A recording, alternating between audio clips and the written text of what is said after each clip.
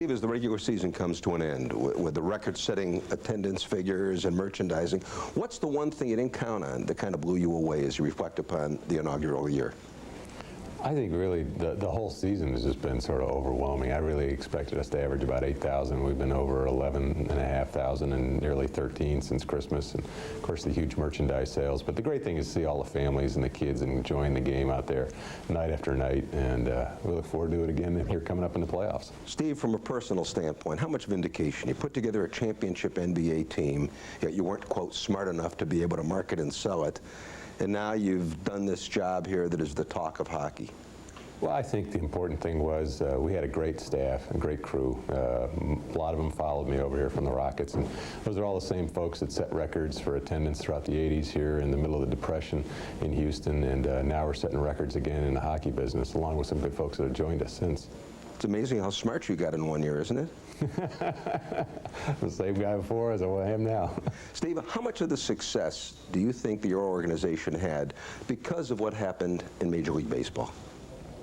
Well, I think it probably gave us a little more opportunity to get some media attention that we might not have otherwise gotten. But, you know, overall, I'm really glad to see the Astros playing again. We had a bunch of them who are season ticket holders. Some of them are now in San Diego. But we're glad to see the Astros back playing. And I think we don't really compete against the baseball team or the basketball team. We really compete against all the other opportunities that folks have for entertainment, whether it's movies or online services or Pace concerts or anything else.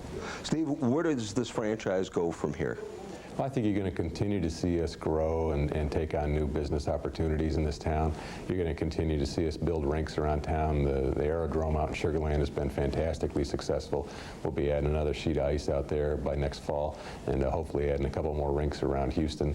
And I think overall you're going to see the league continue to grow. We're now in 16 of the top 30 media markets, and that's going to continue to grow. We're going to be in 25 major U.S. media markets in the next couple of years. And what big plans for the All-Star Game? Anything you want to tell our viewers right now? I think it's the great thing about this All-Star Game is it's going to be an entire weekend of entertainment. We'll have a Friday night Legends game with a concert and a kids All-Star Game as part of it, along with the All-Stars on Saturday, and a great fan fest that we're working on putting together right now for the entire 3-day weekend.